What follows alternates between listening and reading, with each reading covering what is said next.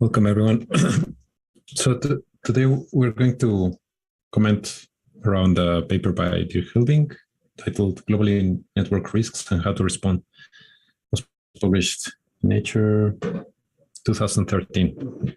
So a bit of the history behind this paper.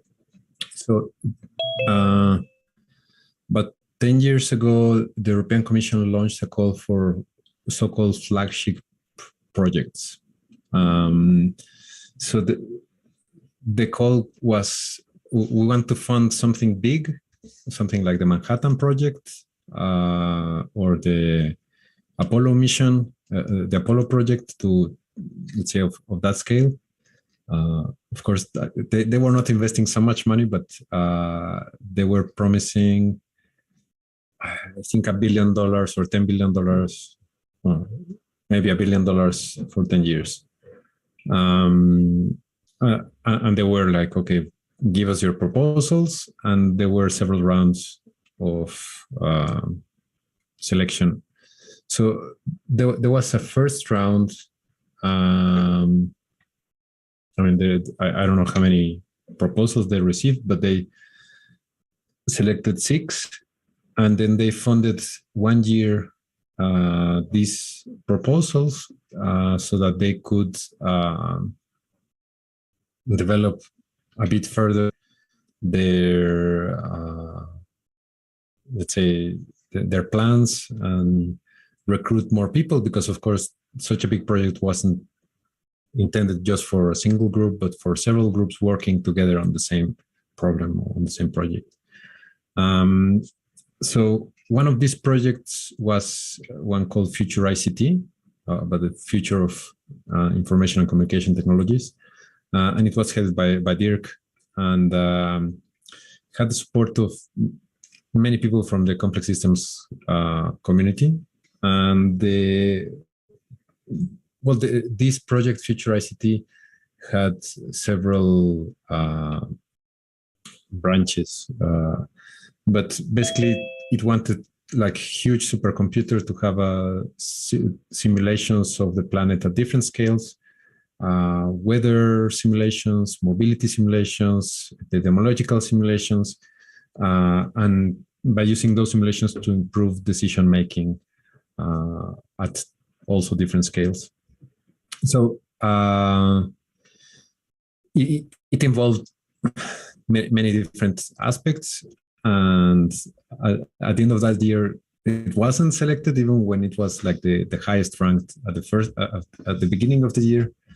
And one of the projects which they funded 2 flagship projects. One was the graphene project, which actually I don't know what kind of results it has given. So it's about new materials, and graphene seems to have very interesting properties, and several Nobel Prizes were in this consortium. So like everyone kind of assumed that they will get the funding.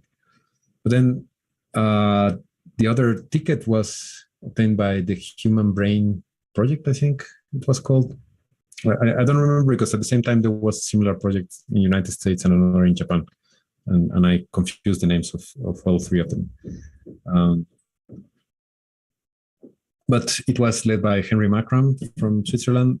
And after 1 year, people were like, how could they fund this project that had no, that they were promising things that they were unfeasible.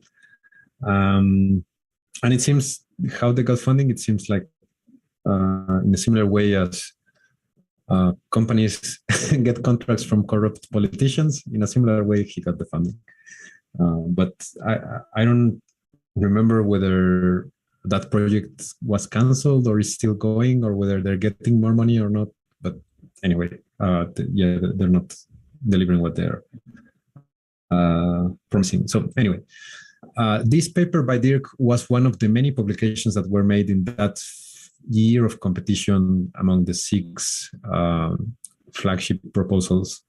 And there were books and special issues, and this perspective published. So in a sense, one of the motivations behind this article is for this future ICT project. And to fund it. So that, let's say, you also know that there was an intention behind this paper. It's not like just out of the blue. Let's worry about these problems. It's like, let's worry because we have a solution. Please give us 1 billion euros. And but anyway, I think it's a good paper to discuss because well, we can discuss about what are the potential opportunities and limitations of applying complex systems science into solving real world global problems. So, okay, that's an introduction. And anyone would like to comment on the paper, what you liked or what you didn't like, what you agree or what you disagree with?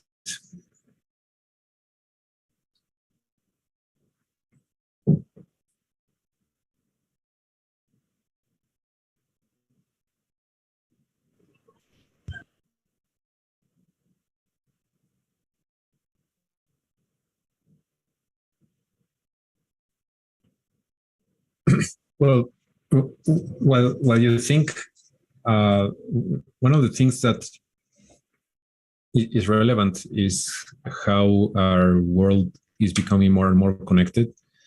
So also, if we understand complexity as phenomena that are characterized by relevant interactions, our world is becoming more and more complex. I mean, there are more and more interactions, and you can see this with pandemics. So in the Middle Ages, or also in antiquity, the plague, let's say, well, in antiquity, the plague was only regional because it was very difficult to spread to large regions of the world. Already in the Middle Ages, there were enough trade routes by sea, by land, so that the plague could spread Asia, Africa, and Europe.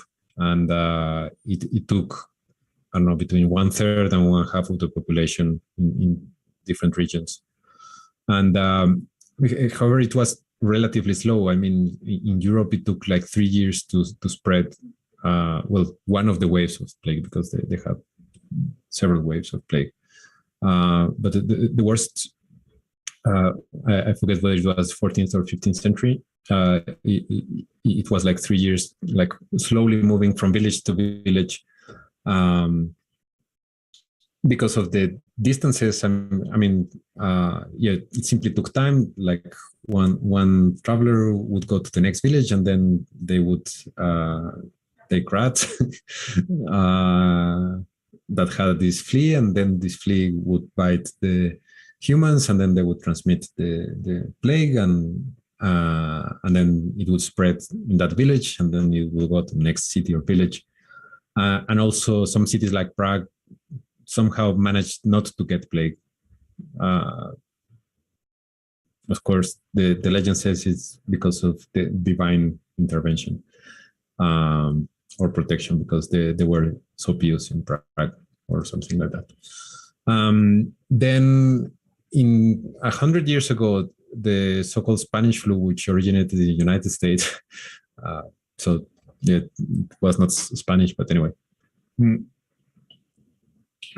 it took, I mean, already then there was global network of commerce, not by air, but by sea, and also railroads. But I mean, there was huge travel, and of course, it was right after the war.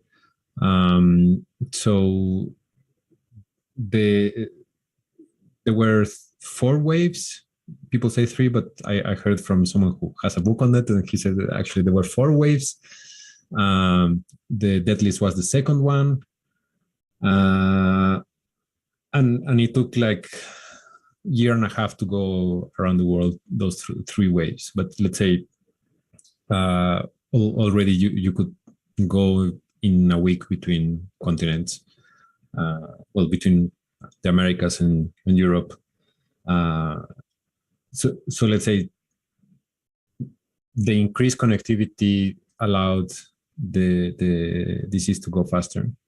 And the 21st century pandemic, so we had SARS-1, the H1N1, and now the SARS-2. They spread like wildfire because of the airplane network. So there's so many flights connecting all over the world that, let's say, when someone is ill, it can easily spread throughout the planet. And this is just an example, but many other systems have increased their connectivity. The economic system, to a degree that, for example, now the invasion of Ukraine is having a global effect. But I mean, of course, the global effects of market crashes were present already for a long time. I mean, in the Great Depression, let's say that was also a global problem. Everyone was affected also because there was already lots of trade globally. But now the effects are much more immediate. And when was, I think, in Mexico, the crisis of 94, 95, it was called the Tequila effect because it spread through the stock markets of, let's say, many cities in the world. And then in Argentina, when they had their greatest economic problems, they call it the tango effect because also it affected everyone. And the same, if there was crisis in Southeast Asia, it would affect everyone.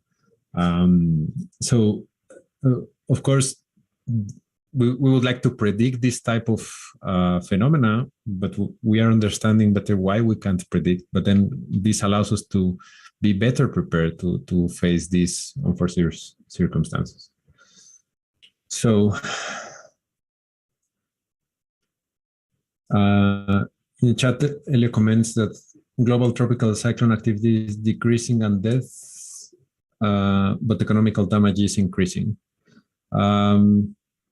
Yeah, I guess that the deaths are decreasing because we have better preventive measures and detecting, let's say, a whole system detecting all kind of storms and also earthquakes. But economical damage is increasing simply because we're building more and more. So, of course, there is more to destroy. I guess you could say the same about earthquakes. Well, no, because you can build more resistant so that the buildings resist, and it's difficult to build to withstand hurricanes. Also because you don't know where they will land. Domingo writes, I found the idea that catastrophic events are the result of the system itself very interesting. I agree with this vision due to the regularity with which these events occur and our inability to avoid them. It's also a consensus with the hope that it can be described mathematically, because if so, the model will tell us how to avoid or solve them. Yeah, I mean, if I'm not mistaken, please correct me, in our planet, we've had 5 large extinction events. And many people say that we are having the 6th. Is it the 6th or the 5th? I forget. Only that this time is driven by humans. And previous were, well, the last one where the majority of dinosaurs became extinct, and some others evolved into birds, and some others just stayed around as reptiles. And so it's attributed to the meteorite that made the crater in the Yucatan Peninsula. So that's more or less a consensus, but some people also say that the cause of that extinction wasn't that meteorite, but it was like in internal dynamics. And of course, let's say we don't have enough evidence to say what happened. It seems that the evidence favors the meteorite, but the previous extinctions, in many cases, we don't have enough knowledge or data to know whether it was also something like that or which kind of disruption was. However, at Domingo writes, we have mathematical models that can allow us to explore the possibilities of having extinction events that are endogenic, meaning that the same dynamics of an ecosystem can suddenly kind of go in a certain way, and then suddenly the whole planetary ecosystem collapses. A bit similar to the net logo simulation of wolf, sheep, and grass. It can be possible that you enter a dynamical regime that it kind of amplifies and it creates a collapse of ecosystems for different reasons.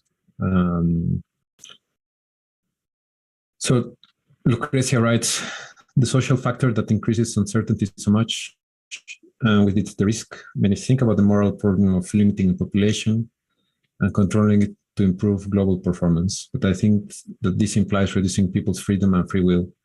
And currently, society is very protective of these human properties. I agree. And in any case, the so-called peak child, which was the year in which most human babies were born, was passed already like 10 years ago globally. In Mexico, we passed it like 20 years ago. So now in Mexico, there are more people between 10 and 19 than between 0 and 10. No, and 9. Less than 10.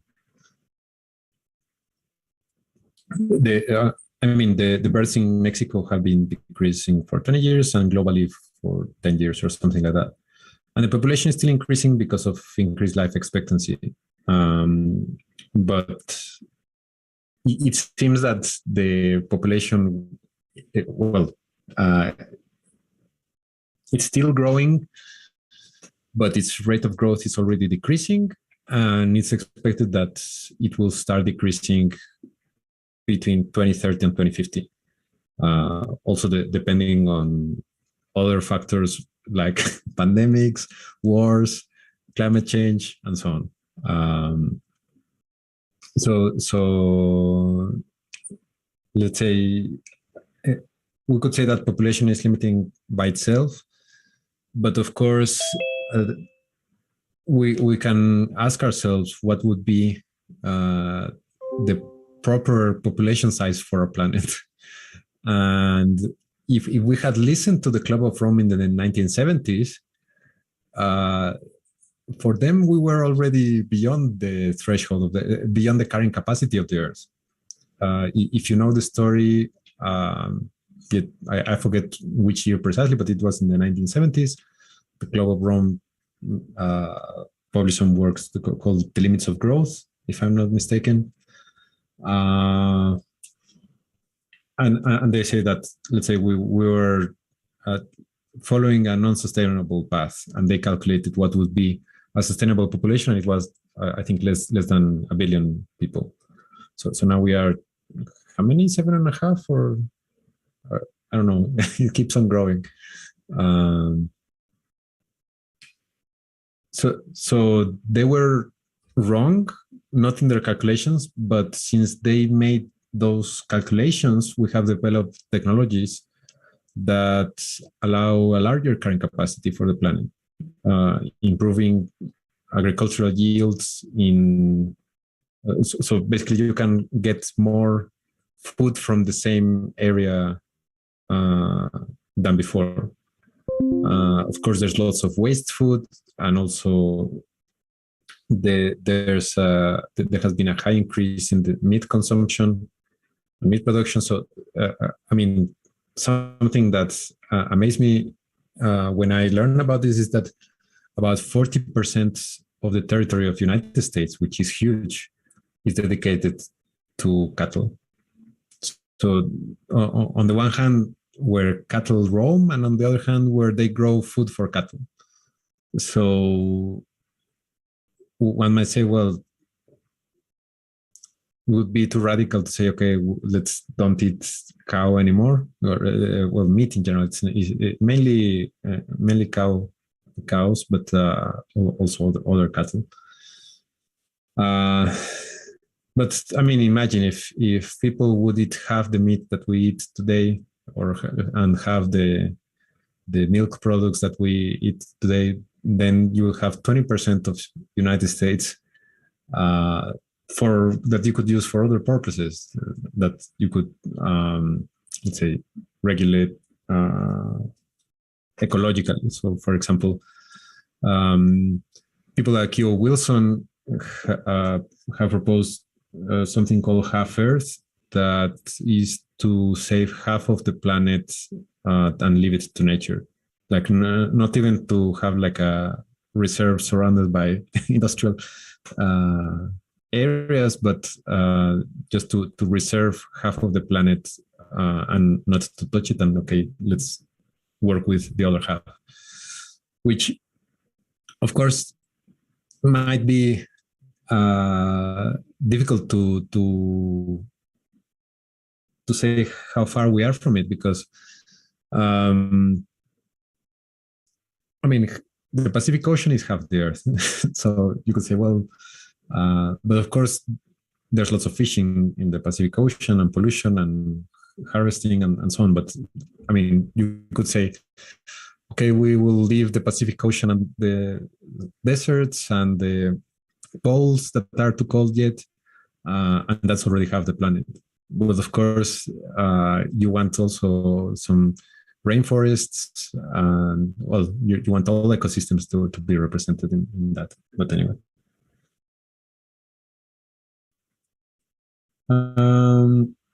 It's okay. Let me see. People already wrote a lot in the chat.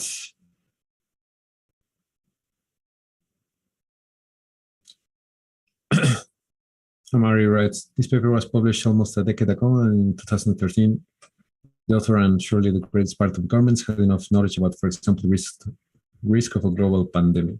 Even with that wisdom, we have failed in order to contain the pandemic spread.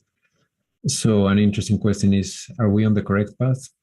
In the last 10 years, we also have already seen war, poverty increasing, global warming catastrophes, corruption in all its facets, and economic crisis. So at least from my point of view, we are not showing effective results. Yeah, I mean, I think that we have failed so badly. Well, some people could say, well, but it could have been worse. But I consider that globally, the response to the pandemic has been a failure. All the previous response to pandemics have been failures as well. But of course, that just doesn't justify, because now we had the tools to contain the pandemic, and we didn't manage. Before, we didn't have the tools to contain the pandemic, so it was natural that we failed. But if we can't manage the pandemic, how could we aspire to respond to climate emergency? So yeah, I agree in the sense that it doesn't seem promising. Some colleagues would say, well, yes, with climate change, it will be tough, but I'm sure we'll develop technologies that will kind of solve the problems in the long run. Maybe we will act only when it's a bit too late, but then we will come up with solutions when precisely when we are pressed for it. When we see ourselves against the wall, and of course it might be more expensive than if we take immediate action, but let's say it won't be the end of the world. I don't think many people say that, let's say, with climate change it will be the end of the world. It will just be huge impact all along the century and maybe following centuries. And of course, we want to minimize that impact. It's not that there will be or won't be impact. It's how big that impact will be and how many people it will affect. So Elio wrote, it is unnecessary to limit the population because we are plenty of resources for a comfortable life, but not for luxury ones like in the United States. In fact, an increase in the population can help for a self-organization of humanity and a phase change on behalf of all. Unfortunately, that's not the tendency that we're observing. That's something that Hans Rosling had already noted several years ago, that in richer countries, the footprint per capita is much greater than in poorer countries. And of course, one might say, well, then the solution to global change is let's make more poor people, and then we will decrease our footprint on the planet. But the opposite is occurring. Many people want to travel by air. Many people want to have big cars, gas guzzlers. Many people want to eat meat every day. And you see this, for example, in China. And in India and in Mexico and in Russia. So one way in which we can see this is that in places like United States, where there has been some investment in renewable energies,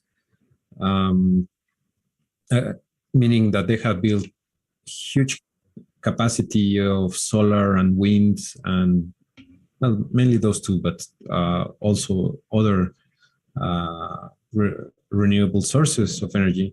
They haven't shut down the old plants that were burning gas or coal or whatever to generate electricity, because the demand for electricity is increasing faster than the rate at which renewable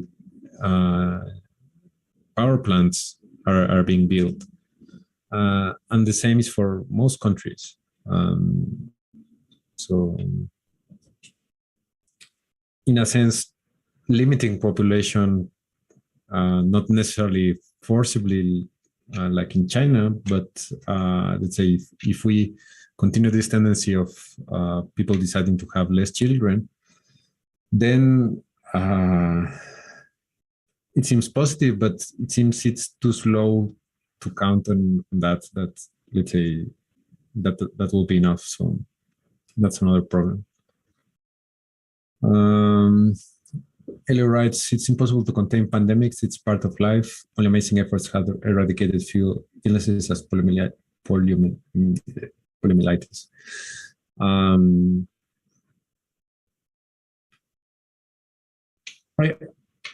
I mean, the Ebola was contained. I mean, it wasn't a pandemic. I mean, some cases were reported in the United States and in Europe, but let's say it didn't spread in those places. It was contained because of its characteristics. And SARS-1 was also contained. So I wouldn't say that it's impossible to contain pandemics. New Zealand managed to contain SARS-2 for 2 years. And then they, once their population was mostly vaccinated, then they gave up continuing the containment.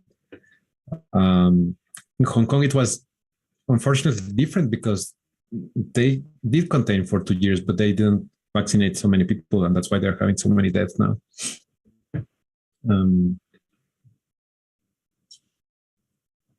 What I want to say is that,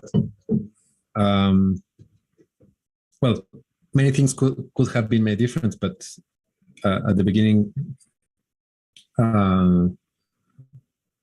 I think it could have been contained at a much lower cost.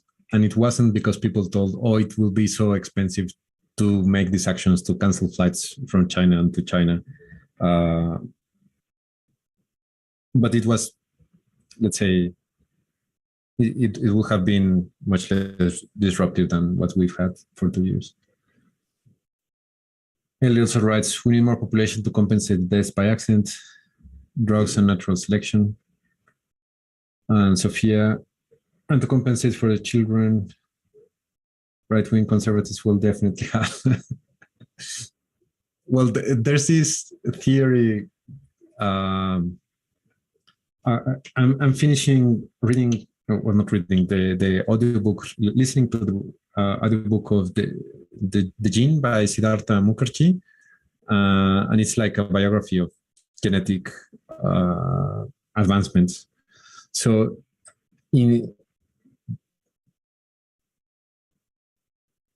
if you watch the film Idiocracy, I think it's called. It was made by the guy who made Beavis and Butthead. So it's a futuristic film where they say that smart people don't have kids and not so smart people have lots of kids. So with time, American society degrades into idiocracy. So there's one guy who I think gets frozen 500 years in time. And he's like a usual guy, but wakes up being the smartest man on the planet. And well, it's a sharp critique to American society, consumer society, capitalistic society, and so on. But this idea was already pushed forward by the eugenic movements in England and in Germany more than a century ago. So in this book they quote I forget someone in England. I forget. I think it actually was Darwin's cousin Galton, and if not him, one of his friends, because Galton was part of the eugenic movements in England. So one of them was saying that. I mean, they were assuming that the English had good genes, and the people that they had conquered, or let's say that they were oppressing in their empire, they had bad genes. So and same in the United States, there was also eugenics movement, and they did terrible things that the Germans were only dreaming of doing. And in the United States, they did many of these things, and then they stopped. And in Germany, they continued with the Nazis. But in the UK, they were saying that since they weren't saying this explicitly, but basically the high British society was having less kids than the proles that were having lots of kids working in factories, then the British society would degrade. So therefore, they had to be selective about how to breed a better society. And that involved basically limiting children for the bad genetic people, and just selectively breeding humans, basically. They will say, well, just like we do it in the farm, we should do it with humans. That's how society should run. And of course, they didn't have the slightest idea on how much of different aspects of humans were determined genetically. I mean, there was this phrase, nature versus nurture. So they were discussing, well, how much of, I don't know, criminal or some illnesses had to do with genetic information, even when they hadn't discovered DNA or anything. But I mean, since antiquity, there was the notion that some information was transmitted from parents to kids, and how much was depending on the environment in which people were raised. And actually, that debate still continues, because let's say it's not as simple as, okay, one gene determines how smart you will be, or how tall will you be, or your propensity for certain disease. It's very few diseases that can be explained that way, and the majority is just a probability. There are many factors, genetic and environmental. So apart from the ethical conundrums, there's no way to decide, okay, we should keep these genes and discard these other genes. So, yeah. Lucrecia writes, yes, but perhaps limiting is not the solution, but if we must look for better ways to distribute and regulate the management of our resources, we do have too many. The centralization of resources is also a risk that I think can be recognized in the system and controlled. Problem of food waste on one side of the world, but malnutrition on the other side comes to my mind. Yes, that's a huge problem in the sense that we have enough food produced to feed the whole planet and many more. But the distribution is such that I don't remember the percentages, but there are some graphs like how much food is lost like between harvest and distribution, how much food is lost during distribution because logistic problems and it just gets spoiled, how much is lost, let's say in the supermarket or market or in the warehouse, and how much we buy it and then we just let it rot and we don't consume it. So at the end, I think it's about half of the food that is produced is not consumed. And of course, this could be improved. And also, simply if not all of, but let's say half of the food that is given to animals so that we eat them was used to feed humans, then there would be for sure no hunger. But of course, how do you take that food which is grown, I don't know, in Idaho or in Argentina, how to take it to the remote parts in San Luis Potosí or in Ethiopia or wherever there's food scarcity before it gets spoiled. So that's a problem.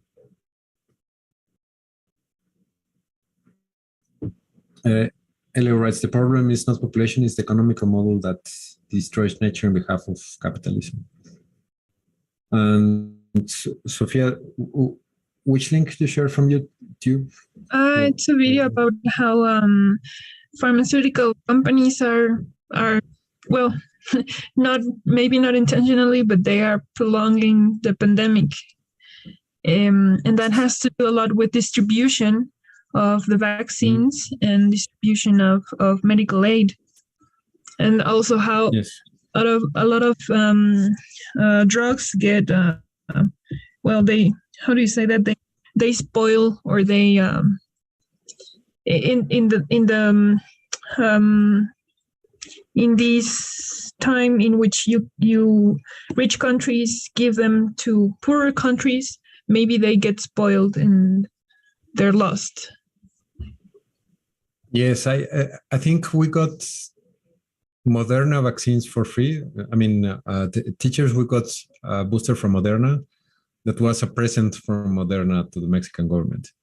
And I think they were about to get spoiled and they told, okay, let's better give them to Mexico than throwing them. That's a big problem, but it's not recent. So there was this story, I forget which century, but maybe 18th century. The Dutch had, I don't know, boats full of spices in Amsterdam, but suddenly they had too much spice, and instead of reducing the price because they had too much spice, they threw it into the sea already in Amsterdam. So it would take, like, it was very expensive to get spices to Europe in those years, but they preferred to throw them into the sea so that the price wouldn't go down. So it's the same.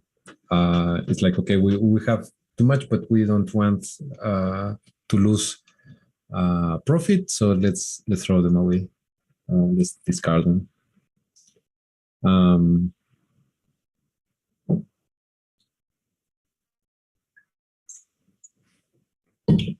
Okay. Any more comments on the paper from the pandemic? Yes, Hugo? Yeah, for me, it's very interesting to see how these conversations usually turn a little bit pessimistic. Like we are going and seeing the dystopian instead of the possibilities also. Like I don't imagine a bacteria being able to imagine how the bacteria could become a multicellular system that reaches a new scale. And no matter at which scale you are, you're always going to have challenges and you are going to aim for survival. But I'm excited about the internet, how we can connect with people around the world. Of course, our empathy system is only, it handles around 20 people. So we can feel empathy and we will take action if somebody is in need, but our system only can handle 20 people. More than 20 people, we are like, okay, I can't do anything, so I won't do anything. And I think as humans, we have evolved, but we need to understand how do we function if we want to transcend that existence and be able to create this interconnected system where we can thrive as human and the next thing to come. I think internet is, for me, kind of like a brain of itself. It's becoming a living thing with feelings and everything. So I'm excited to be part of that. But of course, you have to renounce to your simple existence, right? To your individualism to become something else. But that's a hard transition. But it's an exciting one, I think. Yeah. Yeah, I mean, several people spoke about the global brain at different times already. I think I mentioned this at some point, that in James Clyde's book, The Information, History, A Theory of Blood, he tells the story of newspapers in England in the 1840s, when they were describing a global network of telegraph cables. So they already had a telegraph network in Europe, and I think they were starting to put the first transatlantic telegraph cables, and they were already, like, in popular newspapers, speaking about the nervous system of the planet as a network of telegraphs. And this idea of the global brain was, let's say, better framed after the development of the internet. And actually, some colleagues have kind of tried to measure something like a consciousness on Twitter and things like that. Like, of course, it depends on how you define consciousness and so on, but and how could you measure it? But yeah, this idea of metasystem transitions, where, let's say, perhaps the easiest we know is from unicellular to multicellular organisms. We might wonder what would be the transition from, let's say, organisms to society or superorganisms.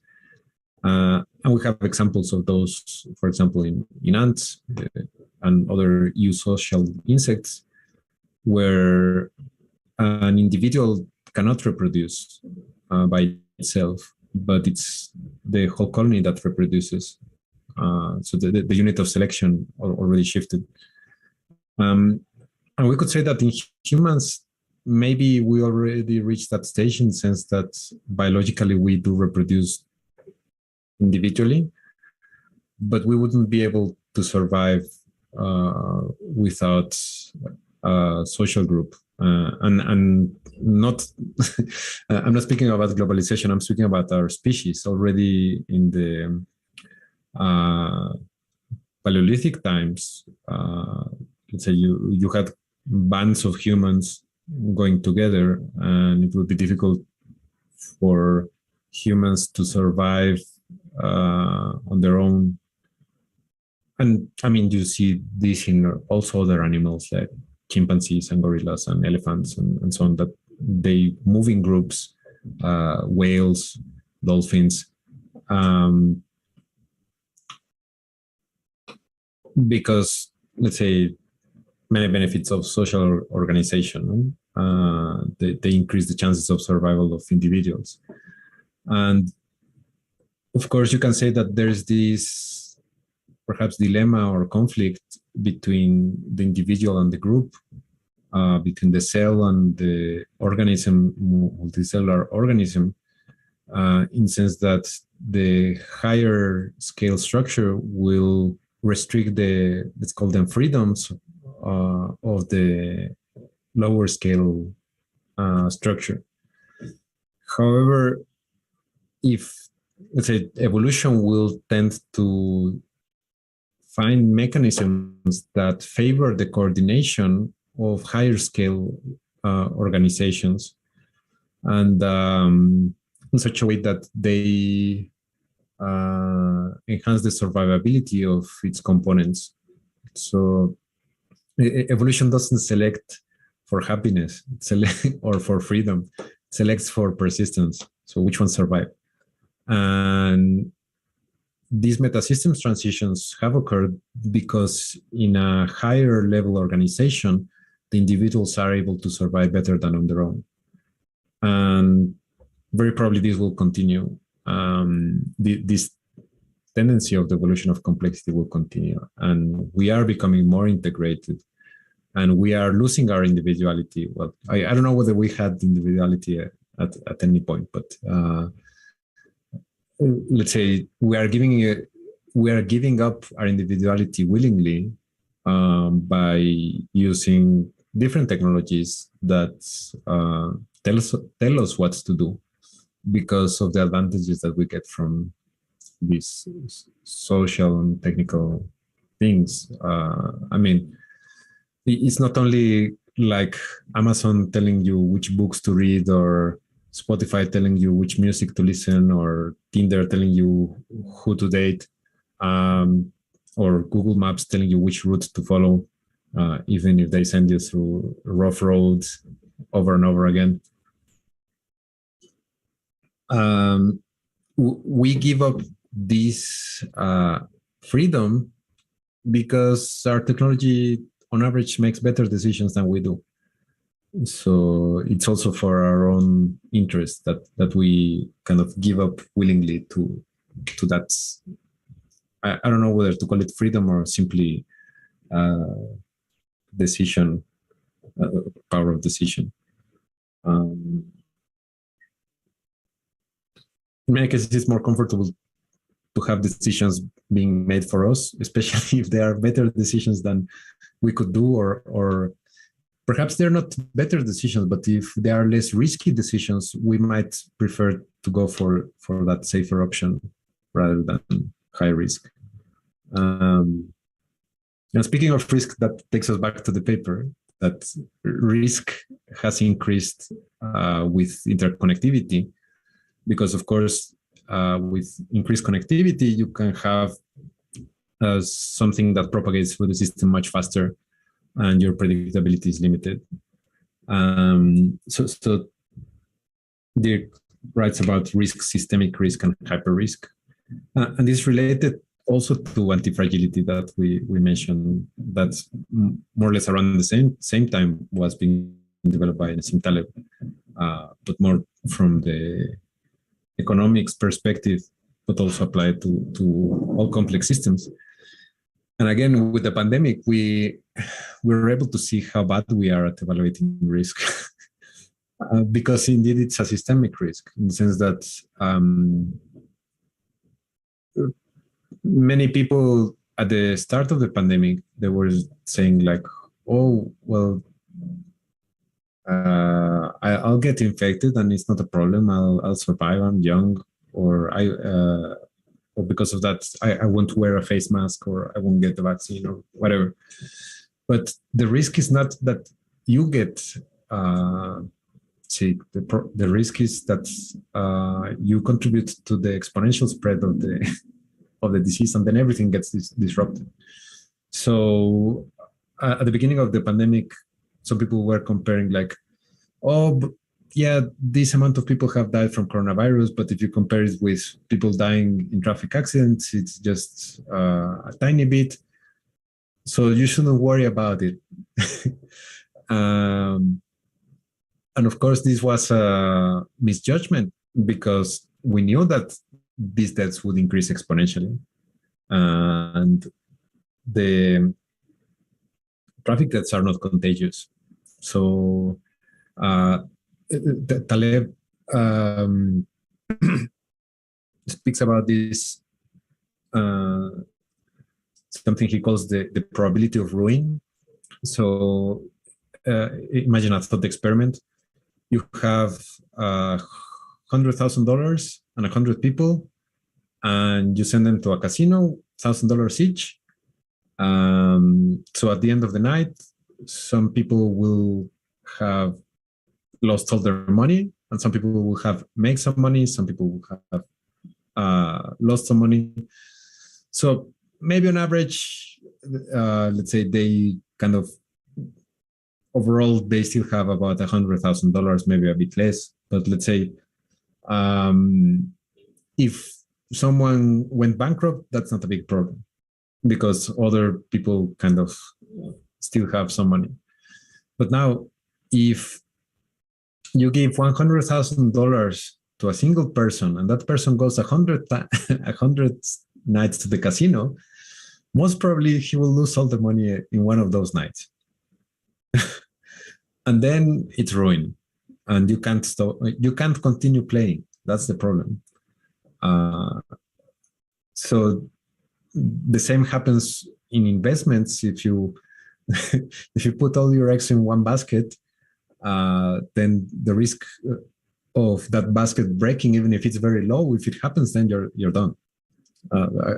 There's a phrase of Mark Twain: "Put all your eggs on one basket and then take care of that basket." But I mean, most successful investors diversify precisely because of that. So you cannot assume that even if there's a small risk, if you bet everything on that, then sooner or later you will lose everything. And the problem with exponential increase is that, let's say, a very low probability explodes in time. It becomes prevalent. And that's not the case, for example, with traffic accidents or with cancer or cardiovascular disease. That yes,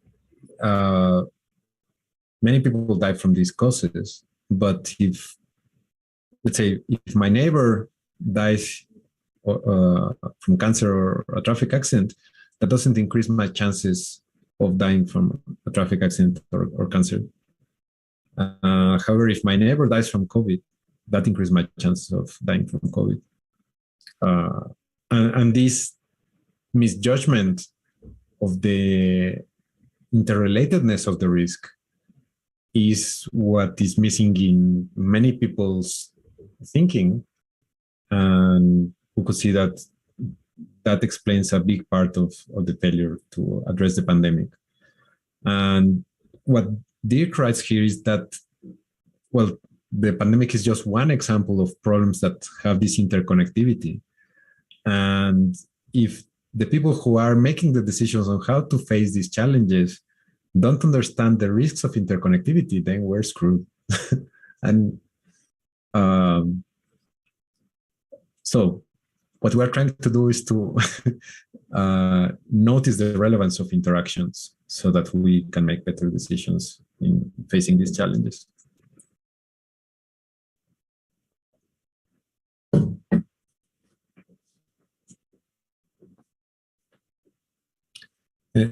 Any other comments?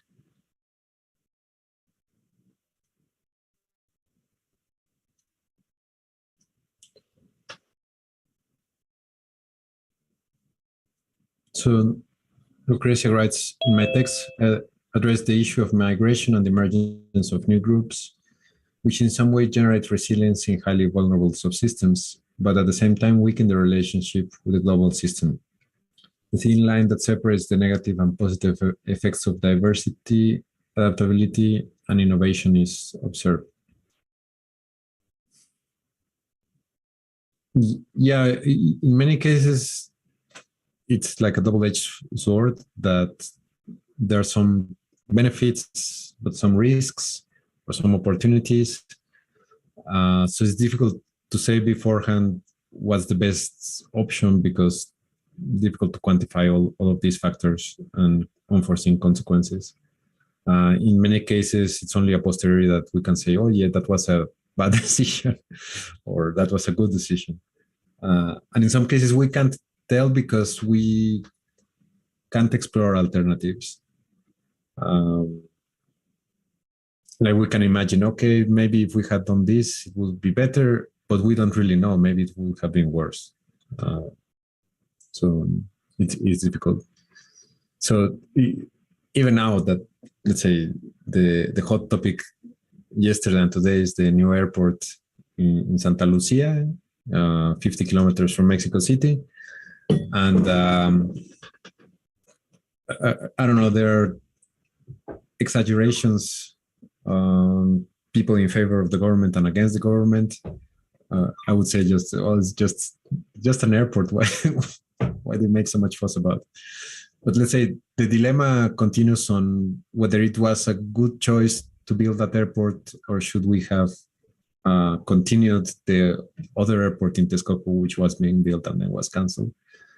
And the same arguments that were given are continued, and we don't know because we will never finish that other airport, and we'll know how much its maintenance would cost, whether it would sink into the into the mud, whether, let's say, its demand would have been the one it was promised and expected. So, or what would be another solution instead of building a new airport or refurbishing the airbase in Santa Lucia? Wouldn't it be better to integrate the existing airports in Toluca and Puebla and Cuernavaca and so on, so that we can make the current airport in Mexico City more efficient?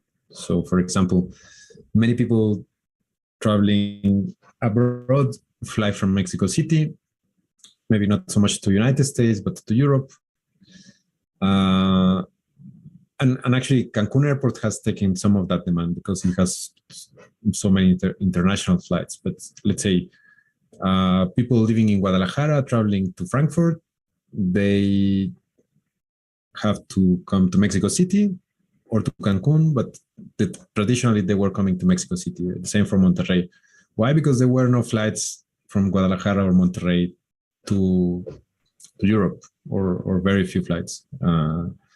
So they had to come to Mexico City, and that increases the demand of flights to Mexico City from Europe and from Monterrey and Guadalajara. So if you manage to get, let's say, flights from Guadalajara, Monterrey, and so on, Puebla to Europe, to Canada, to South America, and then flights to this city from smaller airports, then you decrease the demand of flights from Mexico City, and that would save you from building a new airport.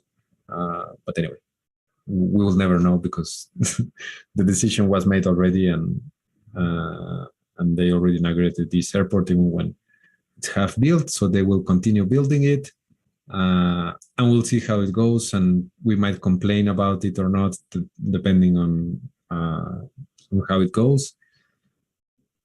But we won't be able to compare it with another alternative simply because let's say, we don't have enough elements to say this option was better or not, because we didn't build them. Just like they say, oh, the costs will be this, and then when you end up the project, it's like, okay, the cost was that. So same, we can try to foresee, okay, if we had made this other decision, the cost would be this, but in reality, most probably it would be much higher. because only during the execution of a project many unforeseen circumstances arise.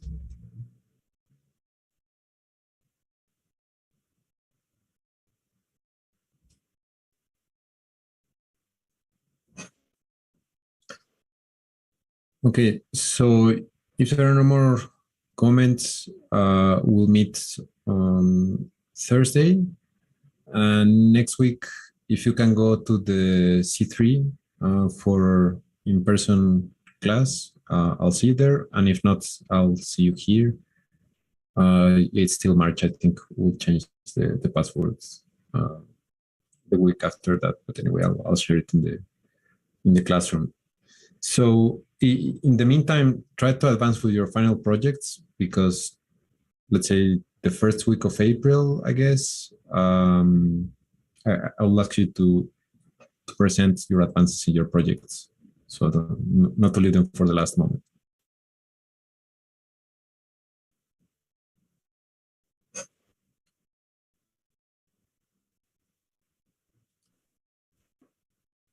Thank you. Okay, so see you on Thursday. A question: if you're going to go on 29th, do we sign up on the classroom? I think there's no need, because we have a maximum capacity of 10. Yes. And from what I've perceived, we will be very far from that. Oh, okay. Well, see you there. Thank you. Yeah. Okay. Yes, Helio? Yeah, I was amazing about the idea that weak components protect the whole system. I can't hear you. You seem to be like very far. Oh, sorry. Yeah. I'm going to get close to the microphone. That's better. Thank you. I was surprised about the reading. I didn't realize before that the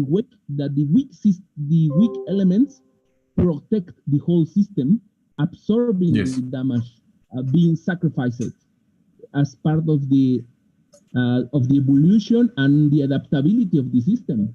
I was really surprised. Yes. There's a book by Peter Xemerly called Weak Links, that it's similar, but not about the weak elements, but about the weak interactions, that they are also very relevant, because that has many implications that a system has weak links. Thank you a lot. Maybe you can share with us. Thank you, Carlos. Maybe you can share with us a specific work on that, about the adaptability of the system, or of the implications of that. Thank you. Yeah, I'll post it on the classroom. Okay. See you on Thursday. Bye. See you all. Thank you. Bye. Bye.